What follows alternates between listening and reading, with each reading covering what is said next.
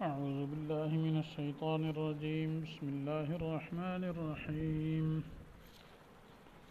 يوم تبيض وجوه وتسود وجوه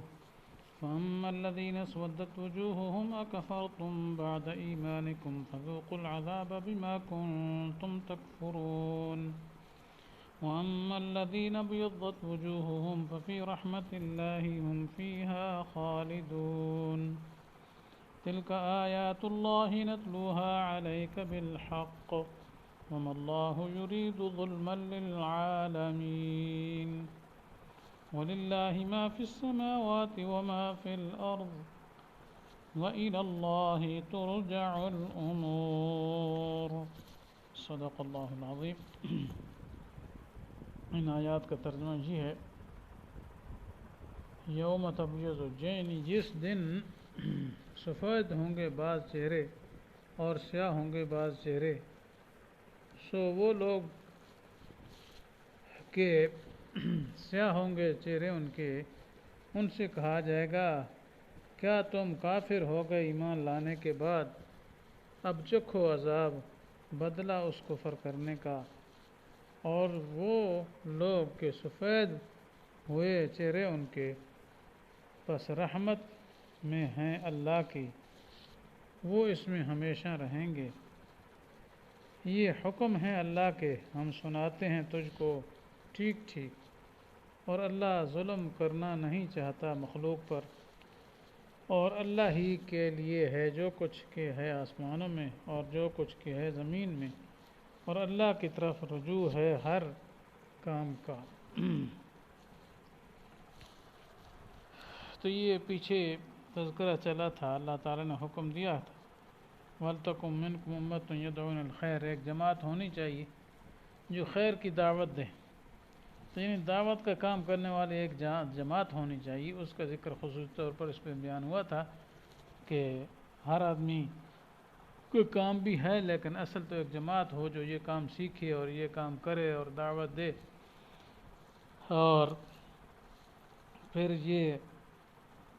پیچھے یہ بھی حکم آیا تھا کہ آپس میں متحد رہو، ایمان اور تقوی کو مضبوط رکھو. تو اب چونکہ دو قسم کی جماعتوں کا ذکر آ گیا، ایک اہل ایمان کا اور جو متحد اور متفق ہیں، تفرقہ بازی سے نفور ہیں، اور دوسرے وہ لوگ آ گئے جو تفرقہ بازی میں مبتلا ہو گئے، جان بوجھ کر انہوں نے فرقے بنا لیے، دین سے اختلاف کیا، حق سے اختلاف کیا. تو دو قسم کی جماعتوں کا ذکر آ گیا، تو ان کے لیے عذاب کی وعید تھی. اب اسی پورے انجام کا آگے ذکر کیا جا رہا ہے جی کہ وَأُولَٰئِكَ لَهُمْ عَذَابٌ عَظِيمٌ، ان کے لیے بڑا عذاب ہوگا. کب ہوگا؟ یوم تبیض وجوہ، فرمایا جس دن کچھ چہرے کیا ہوں گے سفید ہوں گے اور کچھ سیاہ ہوں گے. یہ در حقیقت ان کا گویا انجام اور نتیجہ ان کو ملے گا، اور وہ نتیجہ جو ہے وہ اس کی نشانی ہوگی کہ اللہ تعالیٰ کچھ چہروں کو تو سفید کر دیں گے اور کچھ کو سیاہ. تو سفید کون سے چہرے ہوں گے؟ وہی ہے جو نیک ہیں جی، اللہ کے دین پر پورے چلنے والے ہیں اور اللہ کے دین کو پہنچانے والے ہیں، وہ تو سفید چہروں والے ہوں گے. لیکن اس کے برعکس جو دین کے منکر ہیں، دین کی مخالفت کرنے والے ہیں جی، اور تقوی سے بالکل بے بہرہ ہیں، تو وہ لوگ ان کے چہرے کیا ہوں گے؟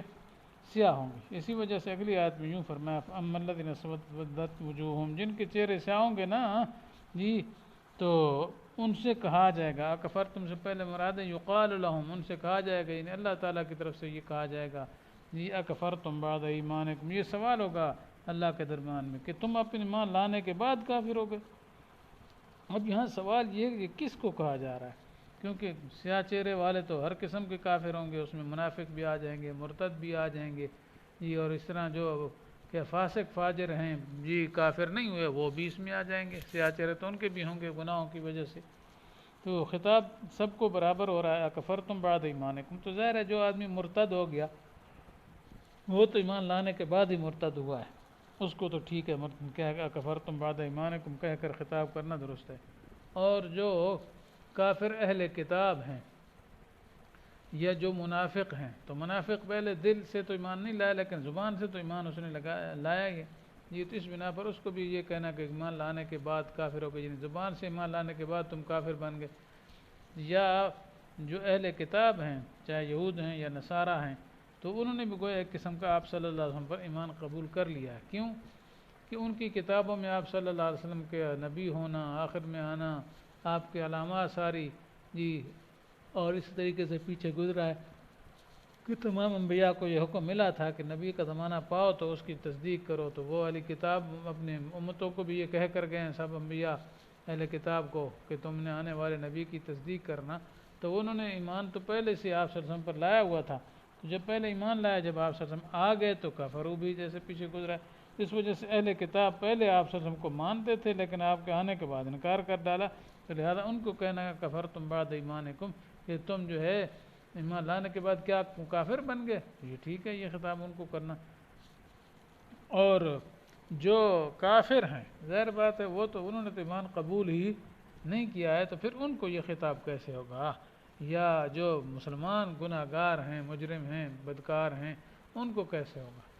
تو اس کی توجیہ یہ ہے کہ جو کافر ہیں وہ تو اصل میں اللہ تعالیٰ نے فطرت میں ان کو ایمان جو ہے دیا تھا، کیونکہ ہر بچہ فطرت اسلام پر ہی پیدا ہوتا ہے جیسے حدیث شریف میں آتا ہے۔ تو گویا انہوں نے اپنی اصل فطرت جو تھی نا اسلام والی، اس کو مسخ کر دیا، اس کو مسخ کیا اور کفر پر جم ڈٹ گئے، تو اس کو ایمان سے تعبیر کر دیا گیا کہ گویا وہ بھی اصل فطرت ان کی ایمان ہی تھا، تو انہوں نے مسخ کر کے اس کی بجائے کفر کو اختیار کیا، تو لہذا اس کو کہنا کفرتم بعد ایمانکم یہ درست ہے۔ باقی رہ گئے گناہ گار اور فاسق ناہنجار مسلمان جی، جن کا عقیدہ تو ٹھیک ہے لیکن کفر سے کم درجے کے سارے گناہ کر رہے ہیں، تو ان کو خطاب اس لیے ہے کہ وہ بھی در حقیقت کفریہ عمل کر رہے ہیں، یعنی دعویٰ اسلام کا کیا ہے، اسلام کا دعویٰ کرنے کے بعد پھر کہ گناہ جو ہیں وہ کر رہے ہیں، ایسے زیادہ جو کافر کرتے ہیں، مسلمان سے تو گناہ سے دور نہیں ہونا چاہیے، تو گویا وہ بھی ایک قسم کا کفر کر رہے ہیں، اس لیے ان کو کہا گیا کفرتم بعد ایمانکم۔ اب یہ سوال ہے کیا تم نے کفر کیا، تو ان کے پاس کوئی جواب نہیں ہوگا، کوئی جواب دے پائیں گے نہیں، اس لیے کہا جائے گا فذوقوا العذاب بما کنتم تکفرون، پھر اپنے کفر کی وجہ سے تم اب عذاب کو چکھو، تو یہ تو حال ہوگا کہ اس کا کافروں کا۔ آگے وہ اما الذین ابیضت وجوہہم، جس کے چہرے سفید ہیں تو وہ اللہ کی رحمت میں ہوں گے، تو سفید وہ مومنین مراد ہیں جی، اعلیٰ درجے کے اور اس طرح درمیانے درجے کے، تو جو جن کو جنت ملنے والی ہے تو وہ اللہ کی رحمت میں ہوں گے۔ تو یہاں رحمت سے مراد کیا ہے؟ جنت ہے جی، کیونکہ رحمت بولا گیا جنت پر، اس کی وجہ مفسرین یہ لکھتے ہیں